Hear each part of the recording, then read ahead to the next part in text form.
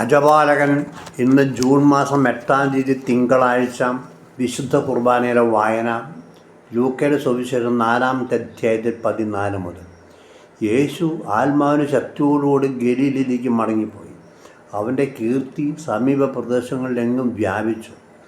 അവൻ അവരുടെ സിനഗോഗിൽ പഠിപ്പിച്ചുകൊണ്ടിരുന്നു.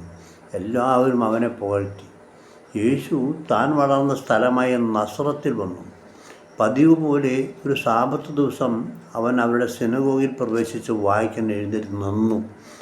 ഏശയ്യാ പ്രവാചകൻ്റെ പുസ്തകം അവന് നൽകപ്പെട്ടു. പുസ്തകം തുറന്നപ്പോൾ ഇപ്രകാരം എഴുതിയിരിക്കുന്നത് അവൻ കണ്ടു: കർത്താവിൻ്റെ ആത്മാവ് എൻ്റെ മേലുണ്ട്. ദരിദ്രരുടെ സുവിശേഷം അറിയിക്കാൻ അവിടുന്ന് അഭിഷേകം ചെയ്തിരിക്കുന്നു. ബന്ധിതർക്ക് മോചനവും, അന്ധർക്ക് കാഴ്ചയും, അടിച്ചമർത്തപ്പെട്ടവർക്ക് സ്വാതന്ത്ര്യവും, കർത്താവിന് സ്വീകാര്യമായ വത്സരവും പ്രഖ്യാപിക്കാൻ അവിടുന്ന് എന്നെ അയച്ചിരിക്കുന്നു. പുസ്തകം അടച്ച് ശുശ്രൂഷകനെ ഏൽപ്പിച്ചതിന് ശേഷം അവനിരുന്നു. സിനഗോഗിൽ ഉണ്ടായിരുന്ന എല്ലാവരും അവനെ ഉറ്റുനോക്കിക്കൊണ്ടിരുന്നു. അവൻ അവരോട് പറയാൻ തുടങ്ങി: നിങ്ങൾ കേട്ടിരിക്കെ തന്നെ ഇന്ന് ഈ തിരുവെഴുത്ത് നിറവേറിയിരിക്കുന്നു. എല്ലാവരും അവനെ പറ്റി പ്രശംസിച്ച് പറയുകയും അവൻ്റെ നാവിൽ നിന്ന് പുറപ്പെട്ട കൃപാവചസ് കേട്ട് അത്ഭുതപ്പെടുകയും ചെയ്തു. നമ്മുടെ കർത്താവായ മിശിഹായ്ക്ക് സ്തുതി. സ്നേഹം നിറഞ്ഞവരെ, ഇന്നത്തെ സുവിശേഷ സന്ദേശം ദരിദ്രരോട് സുവിശേഷം പ്രസംഗിക്കുവാൻ അയക്കപ്പെട്ടവൻ എന്നാണ്.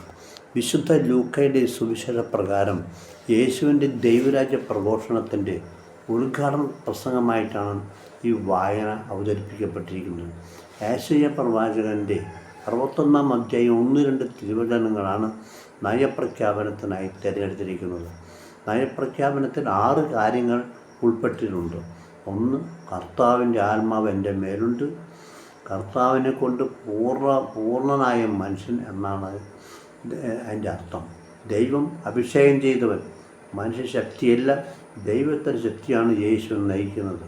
പൂർണ്ണ ദൈവവും പൂർണ്ണ മനുഷ്യനുമാണെന്ന് ക്രമേണ ജനം തിരിച്ചറിയും. 2. ദരിദ്രരോട് സുവിശേഷം പ്രസംഗിക്കുകയാണ് യേശുവിൻ്റെ പ്രവർത്തന രീതി.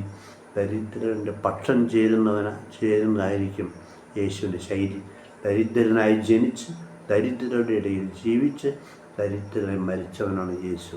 3. ബന്ധിതർക്ക് മോചനം. ഇതാണ് യേശുവിൻ്റെ ആദർശം. പാപത്താൽ ബന്ധിതരായവർക്ക് പാപമോചനം, അയിത്തം, അന്യവൽക്കരണം, ദാരിദ്ര്യം എന്നിവ ബന്ധനത്തിൻ്റെ വിവിധ മുഖങ്ങളാണ്. 4. അന്ധർക്ക് കാഴ്ച. നഷ്ടപ്പെട്ടവർക്ക് കാഴ്ച എന്നല്ല അതിൻ്റെ അർത്ഥം. അറിവില്ലായ്മ, അന്ധവിശ്വാസം, ദൈവബോധമില്ലായ്മ എന്നിവ എല്ലാം വ്യത്യസ്ത മുഖങ്ങളാണ്. 5. അടിച്ചമർത്തപ്പെട്ടവർക്ക് സ്വാതന്ത്ര്യം. വെള്ളക്കാർ തൊലി കറുത്തവരെ അടിച്ചമർത്തിയിരുന്നു. പുരുഷന്മാർ സ്ത്രീയെ അടിച്ചമർത്തിയിരുന്നു. ഉയർന്ന ജാതിക്കാർ കീഴ്ജാതിക്കാരെ അടിച്ചമർത്തിയിരുന്നു. സമ്പന്ന ദരിദ്രരായ കൂലിക്കാർക്ക് അറിയിക്കുന്ന കൂലിക്കാരെ അടിച്ചമർത്തിയിരുന്നു. ഒരു വിപ്ലവസരമായി യേശു മാറുകയും. 6. കർത്താവിന് സ്വീകാര്യമായ വത്സരം. ദൈവം അംഗീകരിക്കുന്ന സാമൂഹിക വ്യവസ്ഥിതി സമൂഹത്തിൽ ഉണ്ടാകുന്നത് വരെ പോരാട്ടമാണ് യേശുവിൻ്റേത്. യേശുവിൽ എല്ലാം നവീകരിക്കുക എന്നതായിരിക്കും യേശുവിന് അനുയായികളുടെ പ്രവർത്തന ശൈലി. 40 ദിവസത്തെ ഉപവാസ പ്രാർത്ഥനയുടെ ശക്തി സംഭരിച്ച് പിശാചിൻ്റെ 3 പരീക്ഷകളെ എതിർത്ത് തോൽപ്പിച്ച് യേശു ജനമധ്യത്തിലെത്തി. സിനഗോഗിലായിരുന്നു യഹൂദരുടെ മതപ്രവർത്തന ശക്തി കേന്ദ്രം. സാമ്പത്ത് ദിവസങ്ങളിൽ യഹൂദർ സിനഗോഗിൽ ഒന്നിച്ച് കൂടി പ്രാർത്ഥിക്കും. പ്രധാനപ്പെട്ട തിരുനാളുകളിൽ ജെറുസലേം ദേവാലയത്തിൽ പോയി ബലിയർപ്പിക്കും. യേശുവിൻ്റെ ദൈവരാജ്യ പ്രഘോഷണങ്ങൾ സിനഗോഗുകളിലും ദേവാലയങ്ങളിൽ കേന്ദ്രീകരിച്ച് നടന്നു. വചനങ്ങളെ അത്ഭുതങ്ങൾ കൊണ്ടും അടയാളങ്ങൾ കൊണ്ടും സ്ഥിരീകരിച്ചു. അധികാരമുള്ളവനെ പോലെ പ്രസംഗിച്ചു. മതഗ്രന്ഥങ്ങൾ ഇതുപോലെ വ്യാഖ്യാനിക്കാൻ ആർക്കും കഴിഞ്ഞില്ല.